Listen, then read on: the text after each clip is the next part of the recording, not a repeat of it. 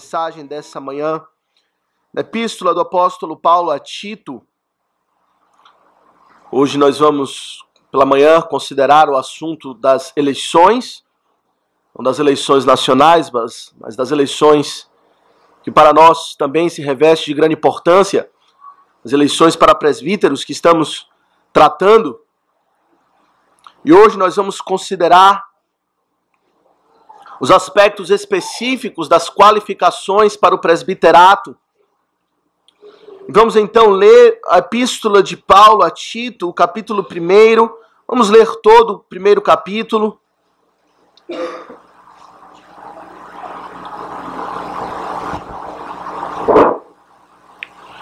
E depois vamos também ler 1 Timóteo 3. Mas primeiro, Tito. Vamos acompanhar atentamente a leitura da palavra do Senhor.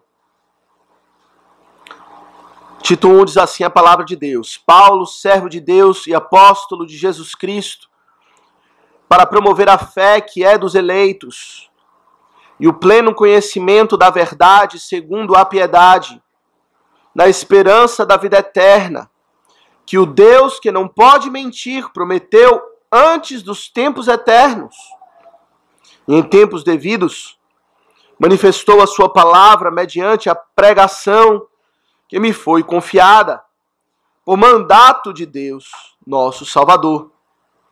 A Tito, verdadeiro filho, segundo a fé comum, graça e paz da parte de Deus Pai e de Cristo Jesus, nosso Salvador. Por esta causa te deixei em Creta, para que pusesses em ordem as coisas restantes, bem como em cada cidade constituísses presbíteros, conforme te prescrevi. Alguém que seja irrepreensível, marido de uma só mulher, que tenha filhos crentes, que não são acusados de dissolução, nem são insubordinados. Porque é indispensável que o bispo seja irrepreensível como despenseiro de Deus, não arrogante, não irascível, não dado ao vinho, nem violento, nem cobiçoso de torpe ganância, antes hospitaleiro, amigo do bem, sóbrio, justo, piedoso, que tenha domínio de si, apegado à palavra fiel, que é segundo a doutrina, de modo que tenha poder tanto para exortar pelo reto ensino, como para convencer os que o contradizem. Porque existem muitos insubordinados, pauradores frívolos e enganadores, especialmente os da circuncisão. É preciso fazê-los calar, porque andam pervertendo casas inteiras, ensinando o que não devem, por torpe ganância. Foi mesmo dentre eles um seu profeta que disse: cretenses sempre mentirosos, feras terríveis, ventres preguiçosos. Tal testemunho é exato. Portanto, repreende-os severamente, para que sejam sadios na fé, e não se ocupem com fábulas judaicas, nem com mandamentos de homens desviados da verdade. Todas as coisas são puras para os puros. Todavia, para os impuros e descrentes, nada é puro, porque tanto a mente como a consciência deles estão corrompidas. No tocante a Deus, professam conhecê-lo. Entretanto, o negam por suas obras. É por isso que são abomináveis, desobedientes e reprovados para toda boa obra. Amém. Vamos abrir também 1 Timóteo, capítulo 3.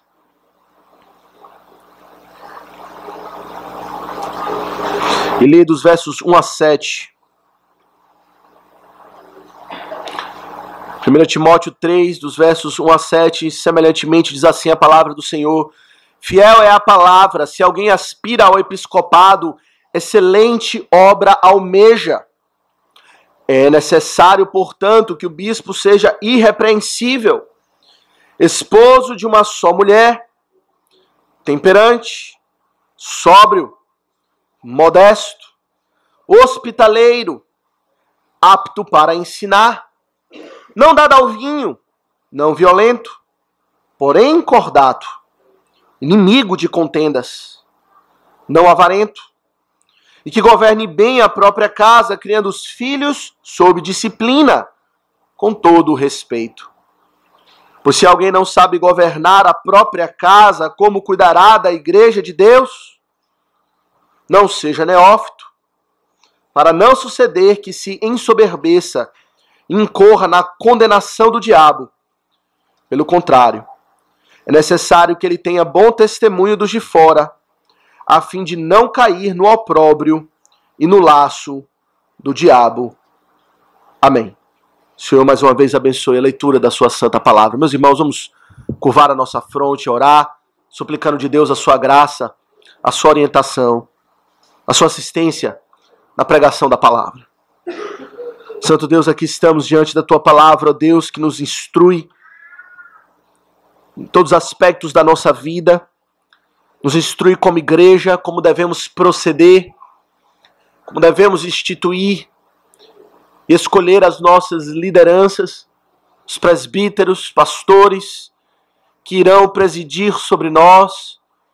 E, ó Deus, ajuda-nos a compreender aquilo que o Senhor coloca como sendo necessário, requisitos fundamentais para aqueles que almejam essa excelente obra, que possamos, ó Deus, no momento oportuno, quando congregação nos reunirmos para pelo voto escolhermos os nossos presbíteros, possamos fazê-lo na consideração dos critérios da tua santa palavra. E, ó Deus, oramos em especial que o Senhor prepare homens assim, para que a nossa igreja, a tua igreja, seja suprida da carência que hoje temos. De homens, liderança formada, instituída, mas também qualificada para levar adiante a tua boa obra. Abençoa-nos, abençoa o teu servo que fala contigo, eu mesmo, carente do teu Santo Espírito, para me capacitar para ser exemplo entre os meus pares, nas qualificações que o Senhor aqui estabelece. Ó, como somos fracos, deficientes em tantas coisas, mas ajuda-nos, Senhor, para que o Senhor nos purifique, nos santifique, e ainda no decurso do nosso ofício, o Senhor continue a nos preparar, nos capacitar, para cada vez mais servirmos de modo que lhe seja agradável e para a edificação do teu povo. Abençoa na exposição da tua palavra, dá-nos ouvidos atentos, coração aberto, para compreender as maravilhas da tua lei. Assim, oramos ao Senhor, em o nome de Jesus. Amém. Congregação do Senhor Jesus Cristo, temos visto, meus irmãos, a importância da igreja para o Senhor. De fato, o Senhor criou todas as coisas, não é? Não há nada que não pertença ao Senhor. Temos visto como, por exemplo, as nações pertencem a Deus. Todos os reinos da terra pertencem ao Senhor. Todas as famílias pertencem ao Senhor. Todos os animais pertencem ao Senhor. Todas as almas pertencem ao Senhor. Mas, dentre tudo aquilo que o Senhor possui, existe algo que lhe é especial, que ele chama de minha propriedade peculiar, que é o seu próprio povo. A sua igreja, ele diz, é a menina dos meus olhos, a minha escolhida, aquela que eu comprei com o precioso sangue do meu filho. Para o Senhor Deus, não existe nada na sua criação mais especial do que a sua igreja, a sua noiva. Apesar de nós não enxergarmos assim, apesar de pelos olhos humanos enxergarmos o povo de Deus como pequeno, desprezível e fraco, para Deus é a sua preciosa. Aquela que ele chama de minha noiva, a quem ele declarou amor eterno e pagou o alto preço do sacrifício para que ela fosse santificada e purificada. Mas ele não apenas amou essa igreja, mas ele também provê para essa igreja aquilo que é necessário para o seu aperfeiçoamento. De forma específica, o Senhor sustenta a sua igreja, Ele supre todas as necessidades dela, para que ela seja aperfeiçoada em santidade. E uma das formas, meus irmãos, especiais pelas quais o Senhor supre a sua igreja, aperfeiçoa a sua igreja em santidade, é provendo justamente liderança. Presbíteros, pastores, mestres, como ele chama, até mesmo diáconos, que irão pastorear o rebanho de Deus, que irão cuidar do seu povo. Em Efésios 4, nós lemos que Cristo, que foi assunto aos céus, lá dos céus, Ele abençoa a sua igreja, derramando dons, presentes para ela, na forma de liderança. Para, diz o apóstolo Paulo, o aperfeiçoamento dos santos. De modo, meus irmãos, que esse papel de presbítero na igreja, de pastor, de líder, é um papel de suma importância. É um papel que Deus usa na sua economia, na sua forma de reinar e governar a igreja, para cumprir os seus propósitos redentivos. E é por isso que o Senhor então nos instrui a considerar com toda seriedade as qualificações daqueles que irão ocupar essa posição. É interessante quando olhamos essas duas passagens correlatas, Timóteo e Tito, que ele apresenta basicamente a mesma lista de qualificações, mas com perspectivas diferentes. Em Timóteo, o apóstolo apresenta as qualificações sobre a perspectiva de que essa é uma excelente obra. Ele diz aquele que almeja ao episcopado, ou podemos dizer ao presbiterato, ou ao pastoreio, excelente obra almeja.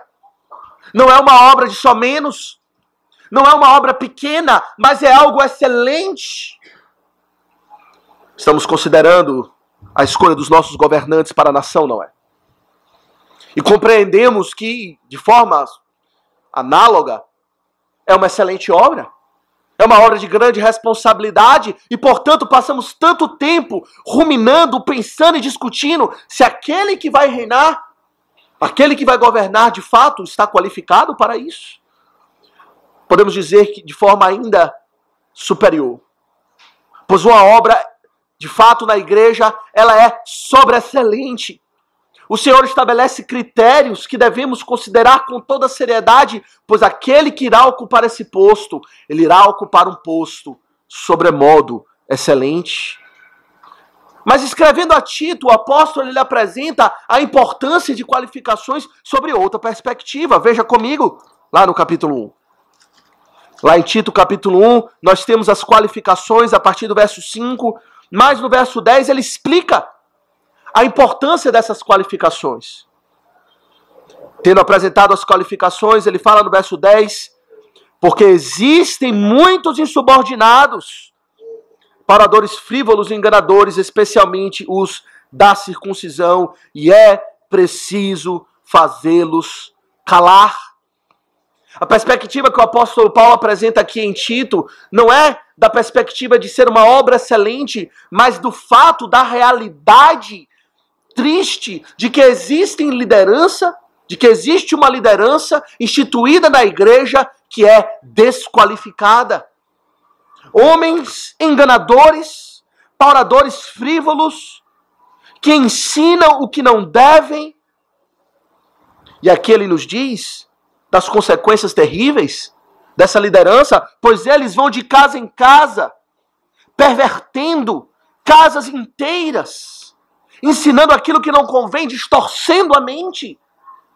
E ele conclui no último verso do capítulo, dizendo que esses homens são, portanto, desobedientes e reprovados para toda boa obra.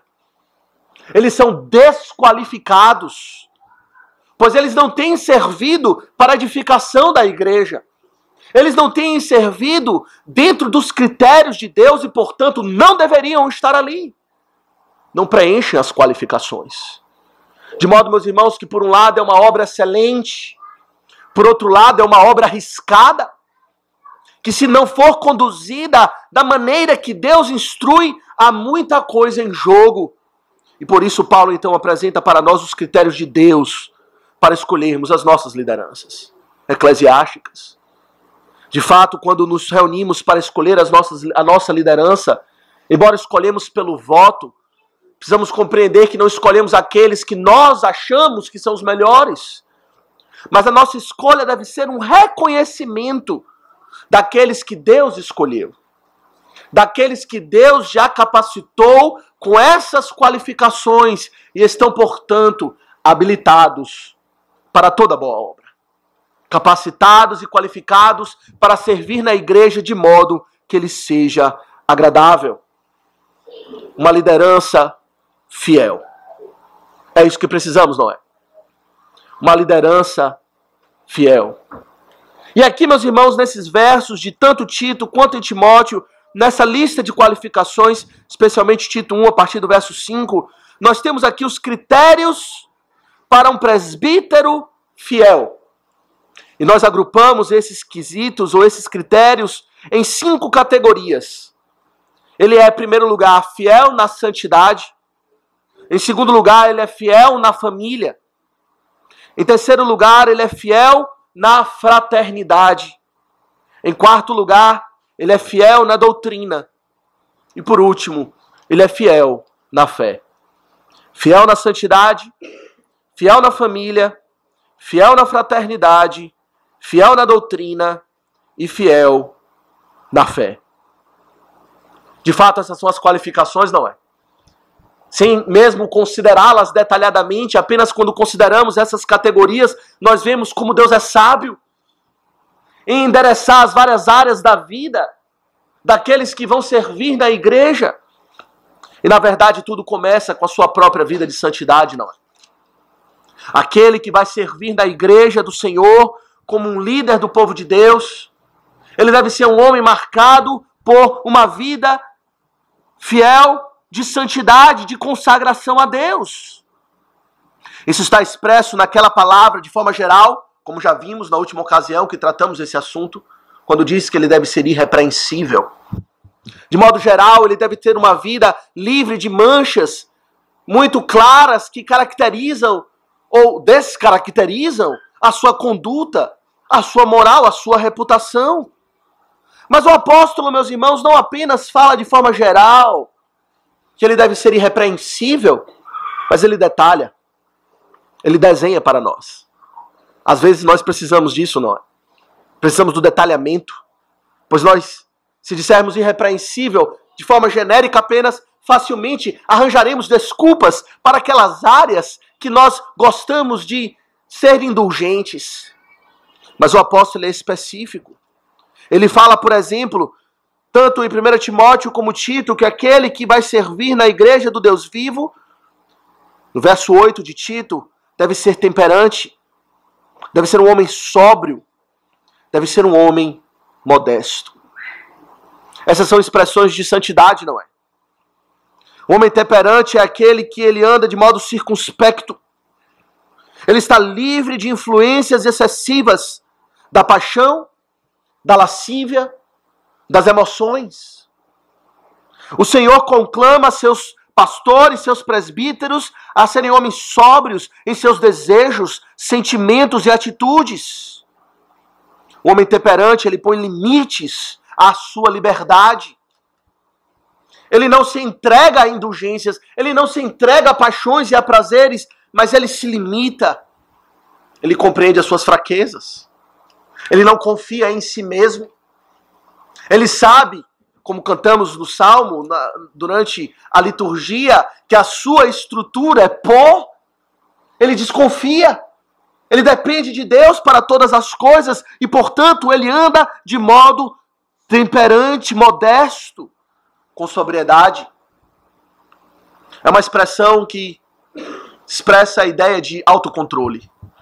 O próprio apóstolo Paulo, ele deixa isso explícito no verso 8 de Timóteo 1, quando ele diz que aquele que almeja a essa obra, ele deve ter domínio de si. 1 Timóteo 1, 8, na última parte. Ele deve ter domínio de si mesmo. Ele sabe que ele é um homem, embora regenerado, mas que ainda tem o pecado dentro do seu coração. Ele não esquece disso. Mas ele se domina. Ao invés de dar vazão aos seus desejos, ele nega a si mesmo. Ele se refreia. Ele controla a si mesmo. Ele é decente na sua conduta, ele não é precipitado ou age de modo impensado, mas é sensível, discreto e sábio, controlando as suas emoções, os seus impulsos. Provérbios 29:20 diz que tem visto um homem precipitado em suas palavras, mais esperança há para o insensato do que para ele. Um homem precipitado é aquele que não tem domínio de si, que age sem pensar, que não controla os seus impulsos, aquilo que ele pensa, ele fala sem domínio. Aquilo que ele deseja, ele busca. Aquilo que ele sente, ele age. A palavra diz que há mais esperança para o homem insensato e tolo do que para o homem precipitado que não tem domínio de si mesmo. É preciso negar a si mesmo. Precisa ser um homem que já tomou a sua própria cruz para seguir após Cristo. Ele é um homem sóbrio também. Sobriedade dá a ideia de que ele está livre da intoxicação das coisas da vida, que o faz enxergar com dificuldade as coisas celestiais. Quantas vezes nós nos intoxicamos com as coisas da vida dessa maneira? Coisas lícitas ou ilícitas, que nos entregamos de modo desmedido, sem temperança, sem modéstia, sem controle, e perdemos a sobriedade. Perdemos o foco daquilo que é mais especial, daquilo que é mais celestial, daquilo que é mais importante. Perdemos o foco da cruz. Perdemos o foco do Senhor Jesus Cristo. E um presbítero, meus irmãos, embora seja fraco e por vezes possa cair nessas áreas, é um homem que deve ser conhecido pelo seu foco inabalável no Senhor Jesus Cristo e na palavra. Enquanto outros estão distraídos com as coisas dessa vida, ele está com seus olhos atentos para as realidades celestiais, vigilante contra o pecado, buscando viver em todo o tempo de modo que seja agradável a Deus. De forma mais específica ainda, o apóstolo lhe dá alguns exemplos. Por exemplo, ele exerce domínio com respeito aos prazeres dessa vida. Por isso que diz que ele não deve ser dado ao vinho. Ele não é um homem dado ao vinho. Ora, aqui nós sabemos, não é uma proibição absoluta, que em determinados momentos, com moderação, com modéstia, com domínio próprio, ele possa desfrutar de algum prazer, vinho incluso. Mas ele não é dado a isso. Ele não se entrega a isso. Não é isso que apetece que apetece o seu desejo. Não é isso que enche os seus olhos.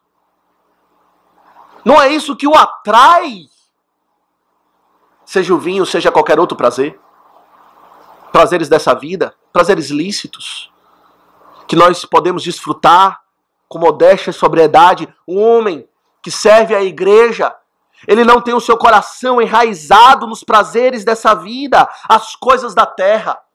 Ele as usa com desprendimento. Mas ele também não é um homem que exerce domínio próprio, não apenas com respeito aos prazeres, mas também com respeito à ganância. É dito aqui que ele não é avarento. Em Tito é dito que ele não é cobiçoso de torpe ganância.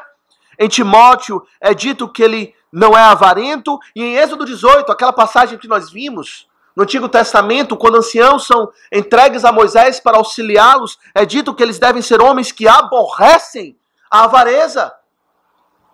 Ele exerce controle sobre os seus corações para que eles não sejam dominados pelo materialismo, pelas riquezas. A idolatria não. A palavra de Deus nos apresenta as riquezas dessa vida, o dinheiro e todo aquilo que é oferecido a nós em termos de ganho, como ídolo, que pode facilmente arrebatar o nosso coração e distorcer toda a nossa motivação e deturpar todo o nosso serviço a Deus, Pois não servimos mais com o interesse de buscar a glória de Deus, não servimos mais com o interesse apenas de edificar o povo de Deus, mas temos os nossos olhos no nosso ganho. Mas o homem temperante, modesto, que é fiel na santidade, ele não se deixa atrair por esse tipo de recompensa, ou qualquer outro tipo de recompensa humana. Se ele busca a recompensa humana, ele pensa, estou servindo aos homens. E se eu estou servindo aos homens, eu tenho que agradar aos homens.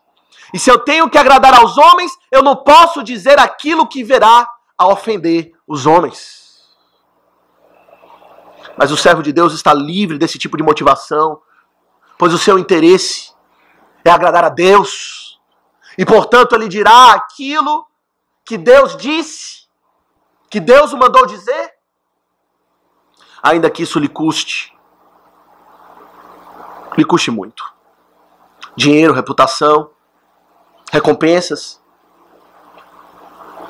O homem fiel na santidade, ele não se importa com essas coisas. Mas ele também controla, veja, o seu próprio temperamento.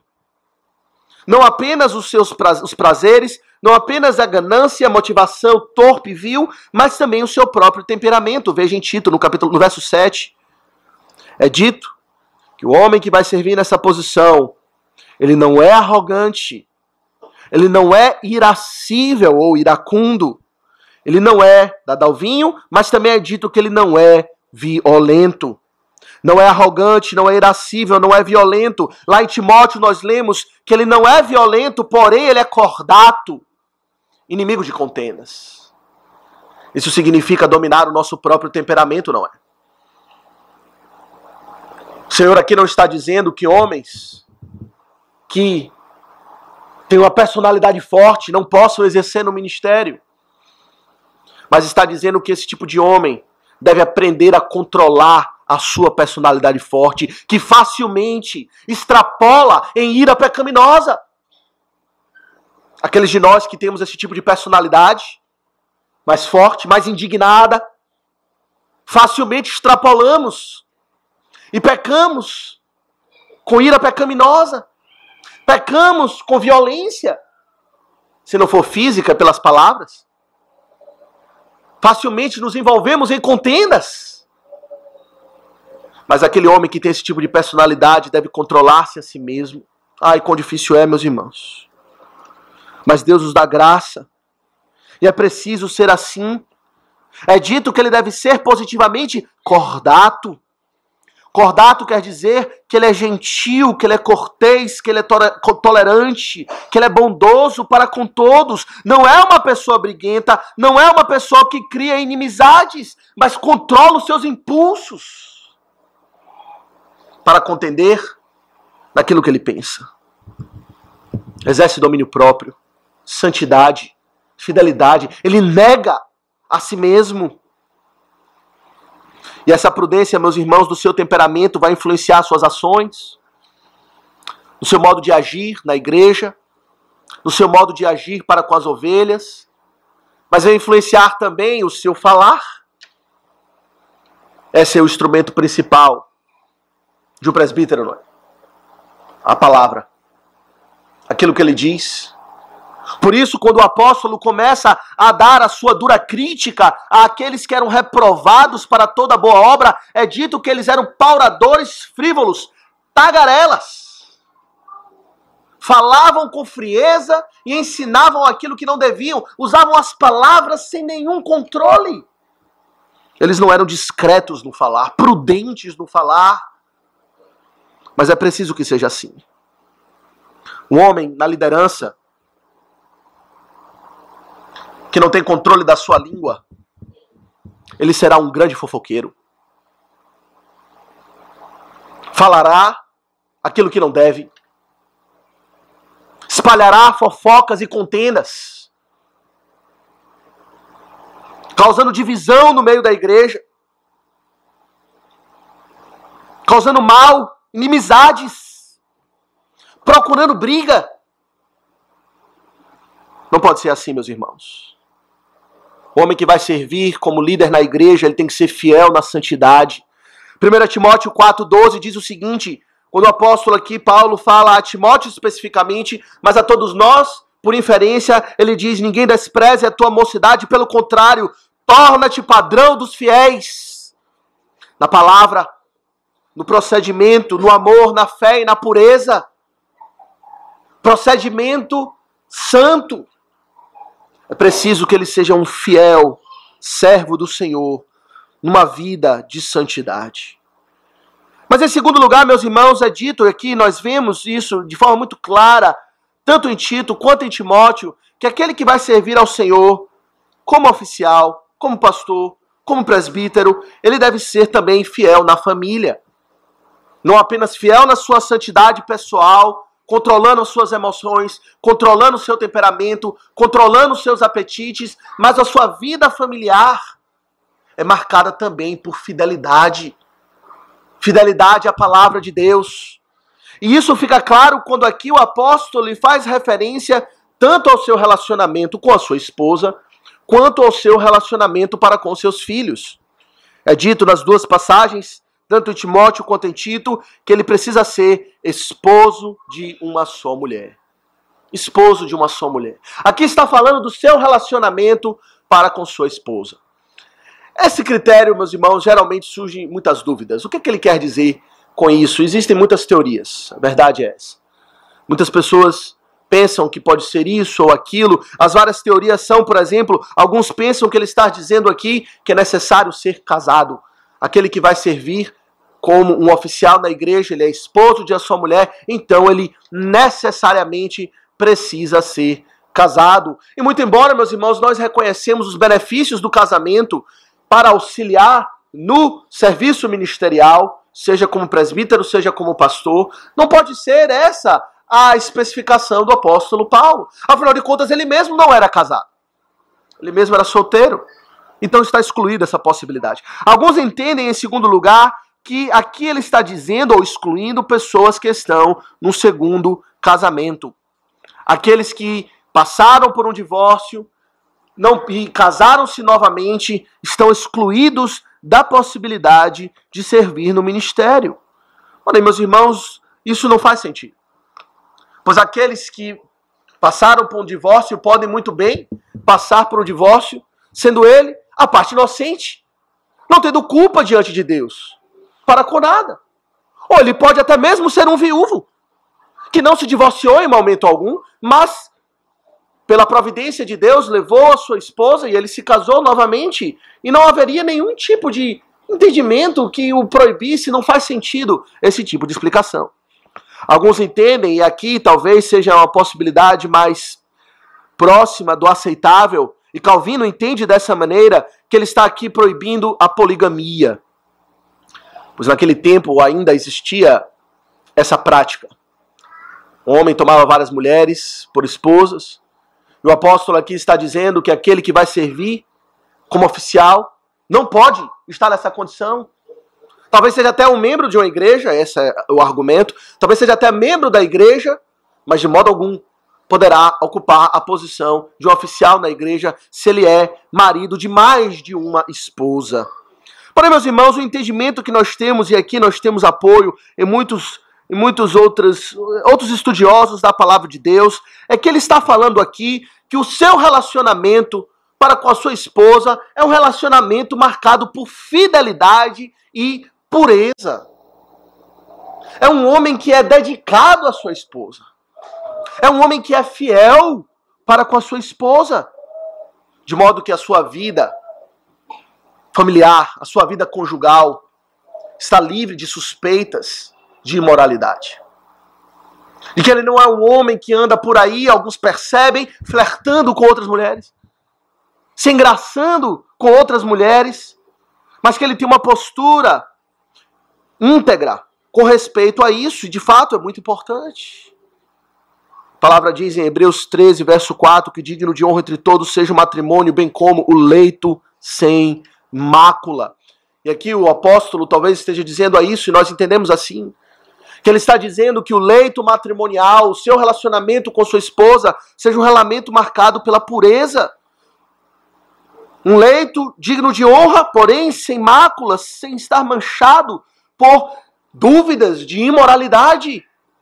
É um homem prudente no seu relacionamento com as pessoas do outro sexo, do sexo oposto, com mulheres. Ele não se relaciona com elas de modo imprudente, de modo duvidoso.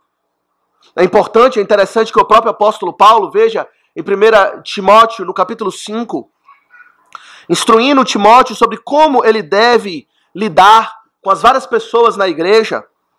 1 Timóteo, no capítulo 5, a partir do verso 1, ele diz o seguinte para Timóteo: não repreendas ao homem idoso, antes exorta-o como a paz, aos moços como a irmãos, às mulheres idosas como a mães, e às moças como a irmãs, com toda a pureza.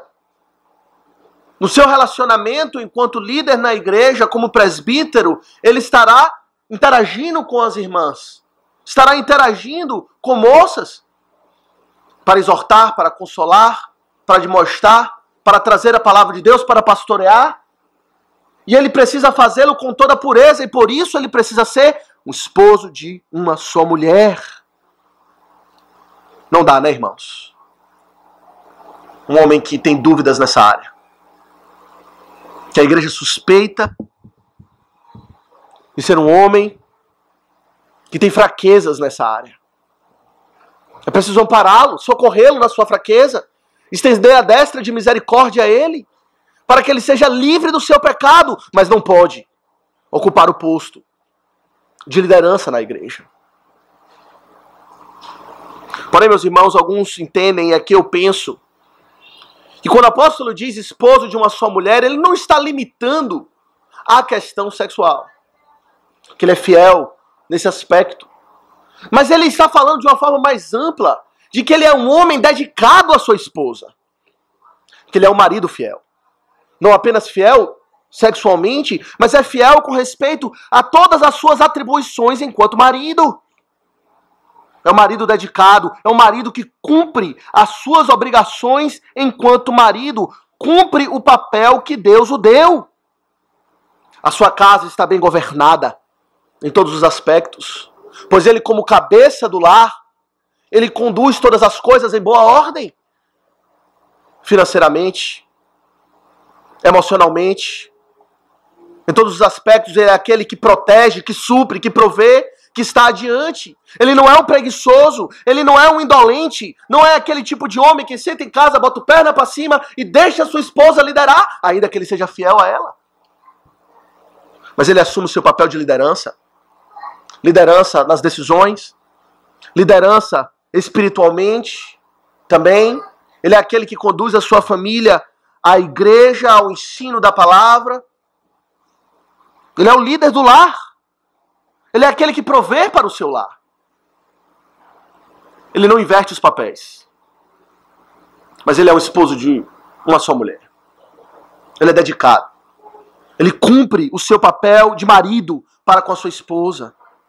E não a expõe, sendo ela o vaso mais frágil, a situações que irão trazê-la sobrecarga.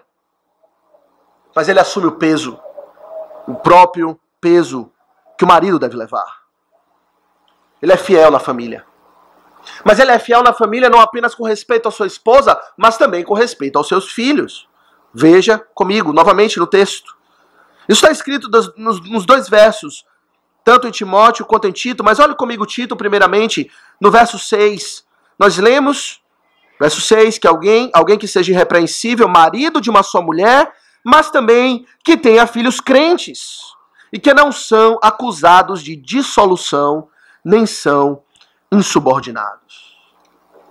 O relacionamento com a sua esposa está em boa ordem, está de acordo com o que a palavra de Deus prescreve, mas o relacionamento com seus filhos também está em boa ordem. Ele, de fato, ele cumpre as suas responsabilidades de pai. Ele cria os seus filhos debaixo da disciplina e da admoestação do Senhor. Em 1 Timóteo, na passagem correlata, no capítulo 3, verso 4, nós lemos que é necessário que ele governe bem a própria casa, criando os filhos sob disciplina com todo respeito. criando os filhos sob disciplina, com todo o respeito. Ele guia os filhos. Ele disciplina os filhos. Ele faz uso da vara, quando necessário, como a palavra de Deus prescreve, para disciplinar filhos desobedientes. E ele o faz estando fiel a Deus. Ele não deixa os seus filhos soltos para fazerem o que quiserem. Mas ele cria com toda a disciplina, sob a disciplina, com todo respeito. Esse com todo respeito aqui fala do modo como os filhos irão tratar os seus pais. Ele conduz o seu lar de tal maneira que os seus filhos reconhecem que ele é a autoridade do lar. E ao tratá-lo, demonstram respeito para com seus pais. Importante isso, não é? Fundamental isso. Que crianças reconheçam a autoridade dele no lar. E que ele faça isso porque ele exerce o seu papel de pai prescrito pela palavra de Deus. Mas veja que é importante não apenas que os filhos o respeitem como pai, mas que os filhos respeitem a Deus também, no seu modo de agir, no seu modo de viver. É dito lá em Tito que ele tenha filhos crentes, que não são acusados de dissolução, nem são insubordinados. Os filhos respeitam os pais, mas os filhos respeitam a Deus também. Existe uma discussão aqui, se quando diz que eles tenham filhos crentes, se ele está falando de filhos que de fato foram convertidos, já passaram pela conversão, nasceram de novo. Alguns entendem assim. Alguns homens de Deus, inclusive, que têm uma consciência muito sensível para com a palavra de Deus, tendo já crescido, tendo já os seus filhos adultos, se alguns dos seus filhos se desviam da fé, esses homens abandonam o ministério, pois pensam que estão automaticamente desqualificados. Porém, o meu entendimento não é esse, meus irmãos, em primeiro lugar, porque a obra de conversão é uma obra que pertence exclusivamente a Deus. Nós podemos fazer tudo como pais que está ao nosso alcance. E de fato, Deus, ele honra os meios. Em via de regra, se criarmos os nossos filhos na disciplina e na admoestação do Senhor, dando a eles a água do batismo, trazendo-os para serem batizados, devemos esperar da parte de Deus, ordinariamente, que eles irão ser convertidos pelo Senhor, que Deus dará a eles um novo nascimento. Mas nem sempre é assim. A obra de conversão é uma obra que pertence a Deus, exclusivamente, não a nós. Mas o que então ele quer dizer quando ele diz que tenham filhos crentes, que não são acusados de dissolução, nem são insubordinados? Meu entendimento, meus irmãos, e aqui penso ter o Espírito Santo, é que ele está falando que enquanto vivem debaixo do teto do Pai, os filhos irão servir a Deus, quer queiram, quer não. Eles irão para a igreja, eles irão participar do culto doméstico, e eles irão ter uma vida que não é marcada por rebeldia, tanto para com o Pai, nem como para com Deus. Porque nós ensinamos a elas o temor de Deus. Ensinamos aos nossos filhos a lei do Senhor. Ah, mas eu não gosto. Mas você vive debaixo da disciplina do seu pai. Alguns pensam que ele está falando aqui apenas a filhos pequenos, crianças. Mas que quando os nossos filhos crescem, 15, 16, 17 anos, ou até mesmo mais velhos, 20 anos, que eles estão vivendo conosco, que a gente não tem mais essa obrigação de forçá-los a servir a Deus. Que agora eles já são grandes, eles devem viver do modo como eles quiserem, e eu apenas irei orar. Mas, meus irmãos, não é isso que o texto está dizendo. Veja que ele diz que tenham filhos crentes que não são acusados de dissolução. Essa palavra aqui, dissolução, não é uma palavra normalmente aplicada a crianças. A palavra dissolução quer dizer devassidão.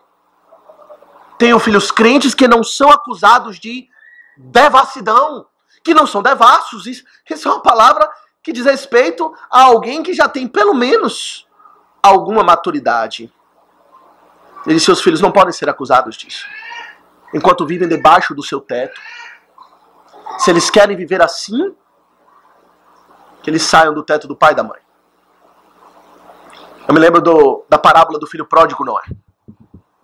O filho pródigo foi um filho que por um tempo quis viver em devassidão, em dissolução e insubordinação.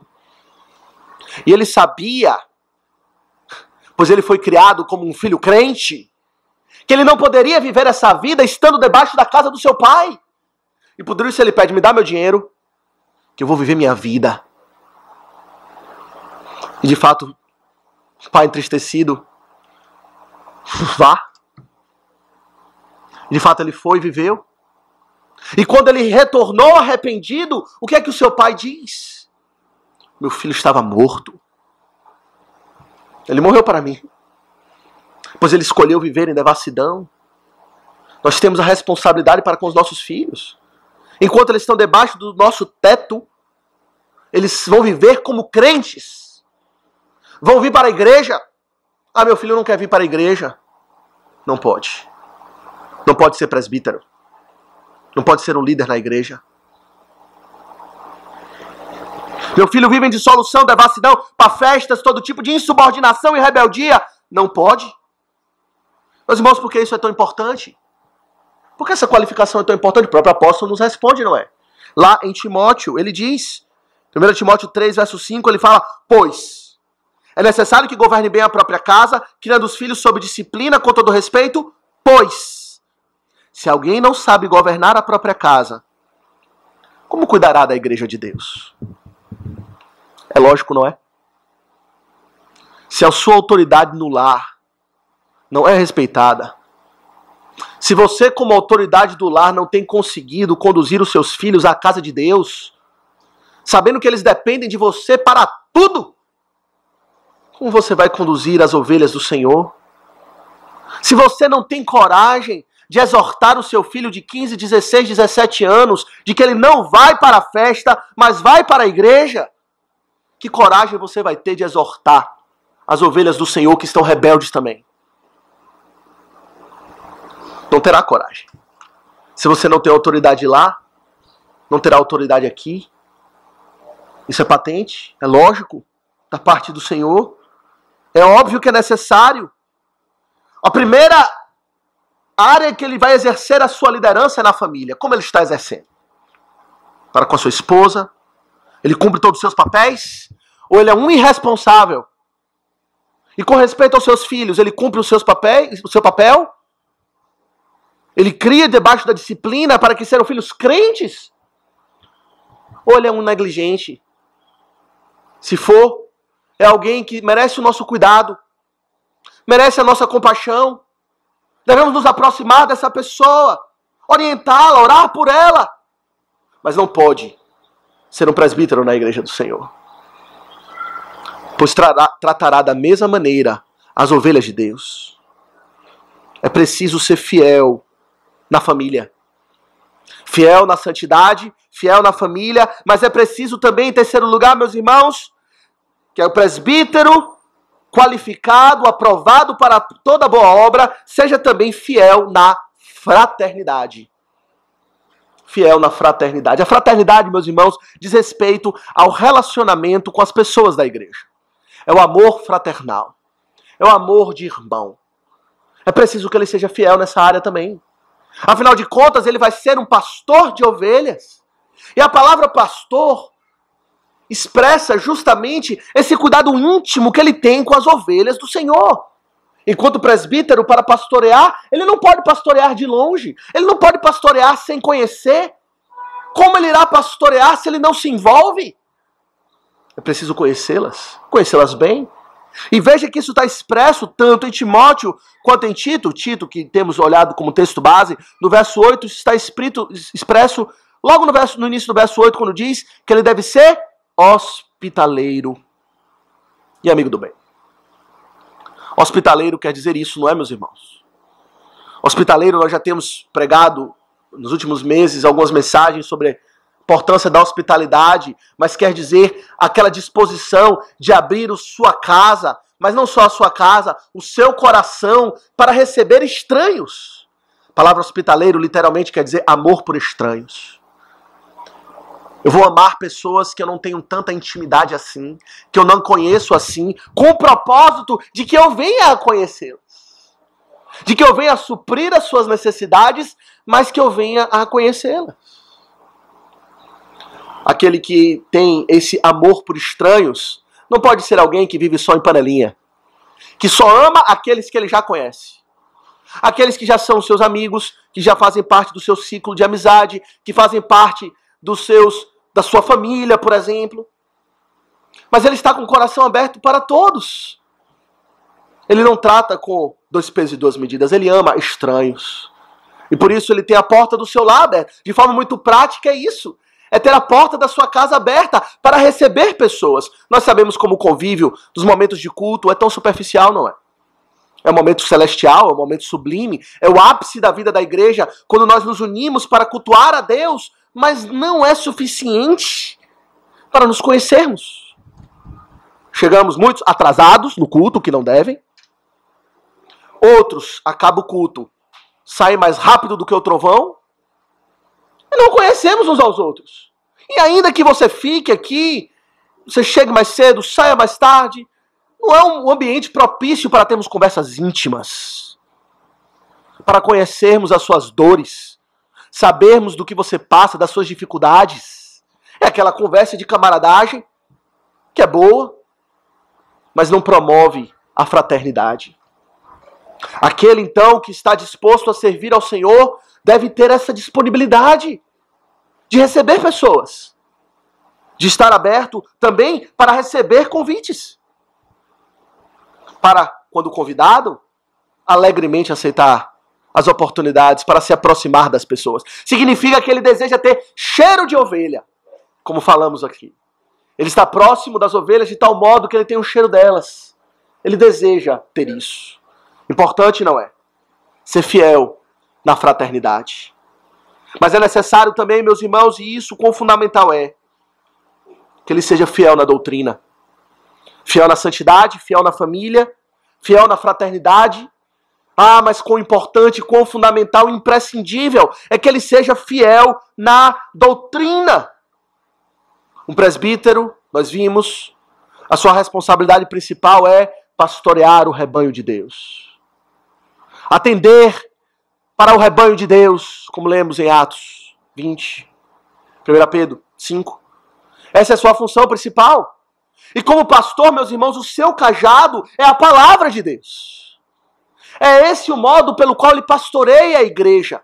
Pastoreia as ovelhas, alimentando-as com a palavra de Deus para suprir a sua fé. E, portanto, é necessário que ele conheça a palavra de Deus. Não só conheça, mas seja firme. Veja, isso está muito expresso, tanto em Timóteo quanto em Tito. Em Timóteo nós lemos que ele tem que ser apto para ensinar.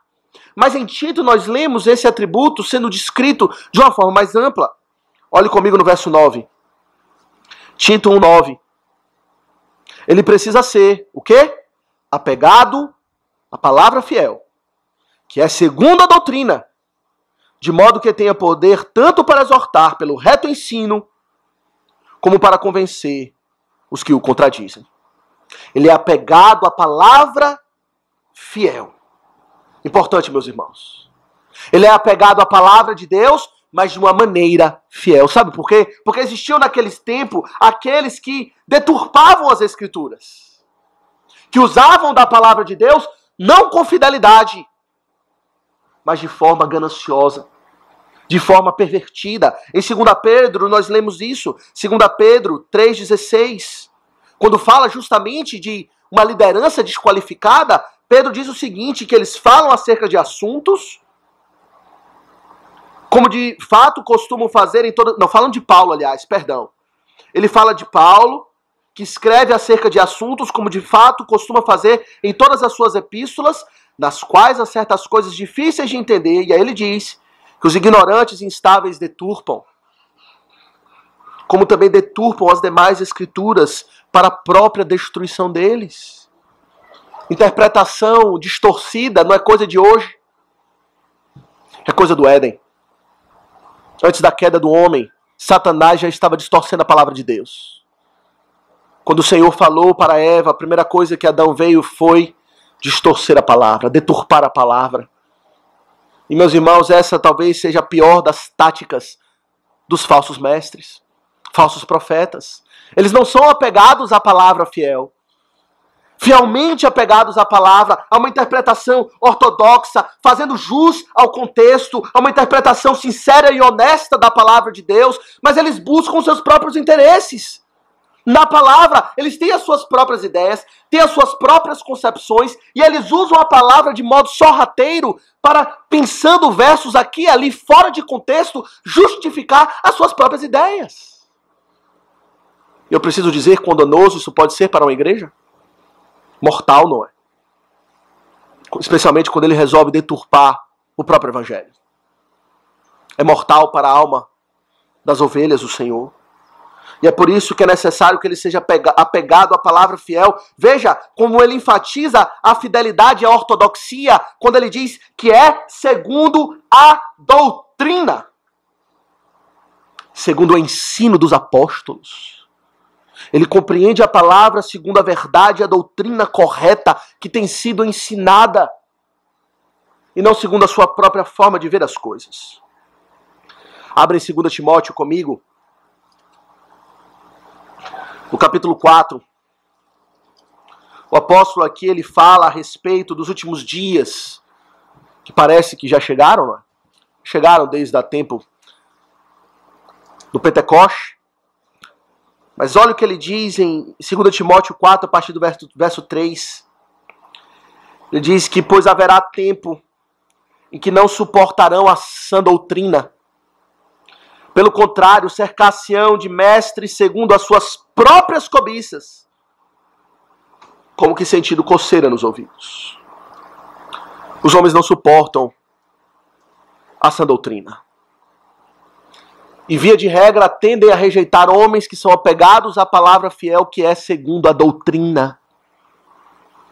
Preferem mestres que falam aquilo que lhe agrada. Ensinam aquilo que é do agrado do homem. Que importante, não é? Essa qualificação. Isso quer dizer, meus irmãos, que aquele que vai servir como presbítero na igreja, como pastor, ele deve ser um homem que tem conhecimento da palavra. Que conhece. Que maneja bem a palavra de Deus e não tem do que se envergonhar, como diz o apóstolo também. E que conhece a doutrina, é marcado por firmeza doutrinária.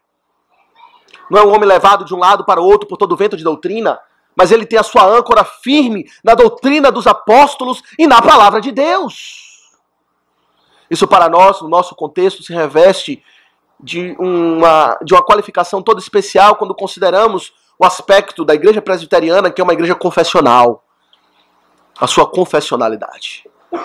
A nossa doutrina, meus irmãos, como nós cremos que a palavra de Deus nos ensina, está claramente expresso nos nossos documentos, nos nossos símbolos de fé. Confissão de Fé de Westminster, Breve Catecismo, Catecismo Maior.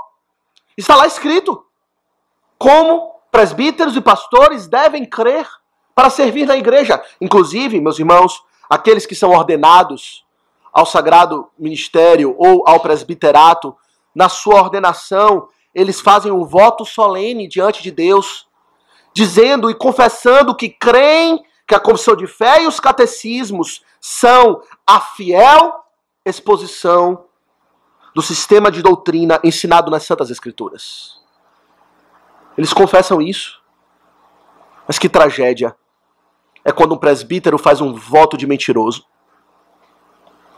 Quando ele é ordenado, diz que sim, que crê, mas ele não é apegado a essa doutrina.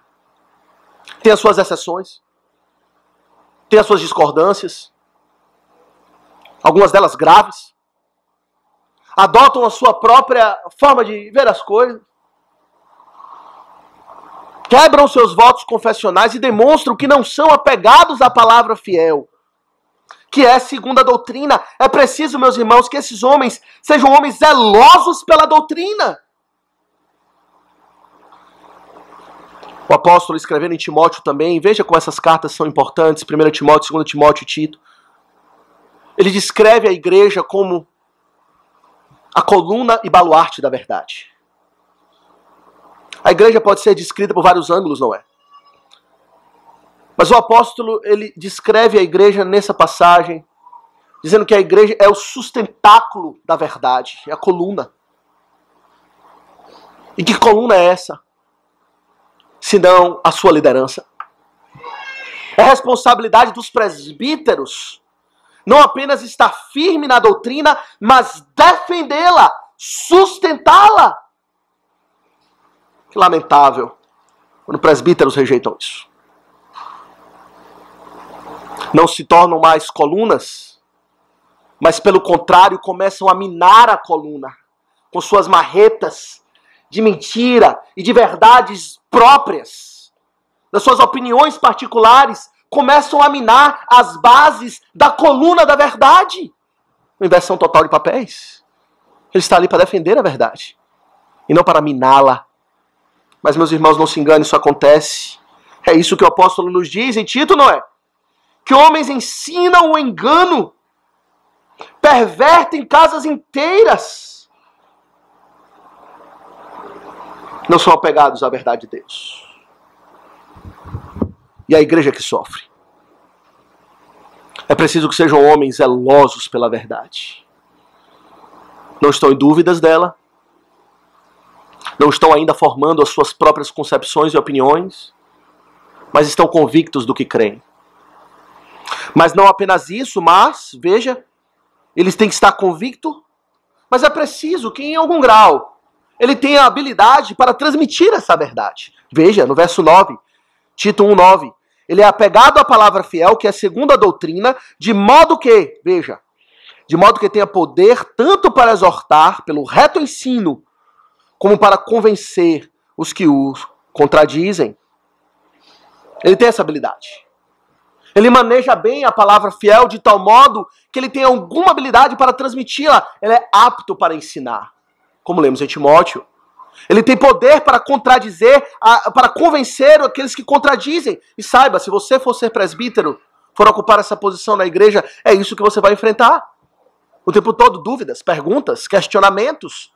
Pessoas que estão desafiando a verdade. E você, como coluna e baluarte da verdade, tem que estar habilitado para refutar as opiniões contrárias. Pela palavra de Deus. Demonstrar a verdade como ela cremos aqui na palavra. Ora, meus irmãos, nós sabemos, como já falamos, que existe uma diferença entre o presbítero regente e o presbítero docente. O docente, o pastor, é aquele que irá se ocupar de forma exclusiva a essa tarefa do ensino. E de fato ele é aquele que vai fazer isso ocupando os púlpitos com regularidade, de forma ordinária, ensinando, pregando.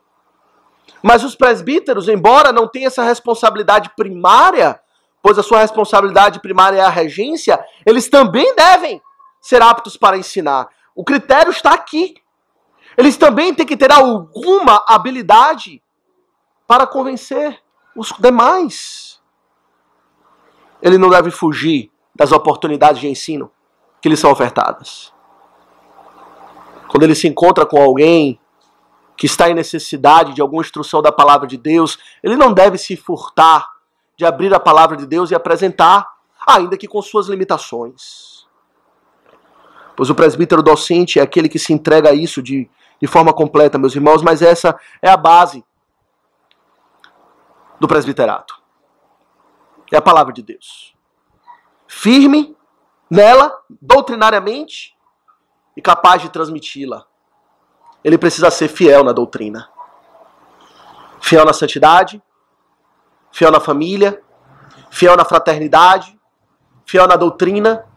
E por último, meus irmãos, é preciso que ele seja fiel na fé. Parece uma redundância, não é? Fiel na fé. Onde está isso? Está em Timóteo, veja. 1 Timóteo 3, verso 6.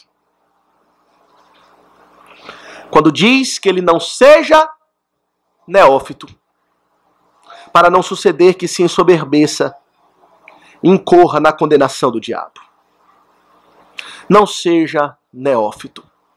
Neófito, meus irmãos, é aquele que tem uma fé novinha. Seja no tempo, ou seja no progresso do seu amadurecimento. É uma fé ainda rasa.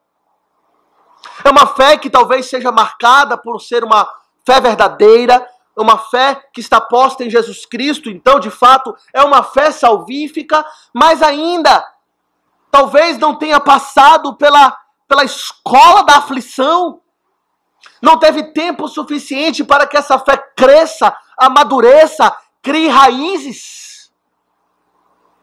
É uma fé que ainda está sendo provada. Não é uma fé que ainda foi atestada como uma fé fiel, mas é uma fé que não foi ainda graduada. Por isso ele é neófito. Não pode. É preciso que a sua fé tenha criado raízes profundas no Senhor. Não que ele não vá passar pelos seus momentos de crise. Não que a sua fé não irá titubear em momento algum. Mas, via de regra, é um homem que, tendo passado pela aflição, tendo passado por provação, tendo a sua fé sido atacada por todos os lados, por Satanás, pelo próprio Deus mandando provações e aflições, a sua fé resistiu. Porque o Deus o sustentou. E Deus amadureceu a sua fé.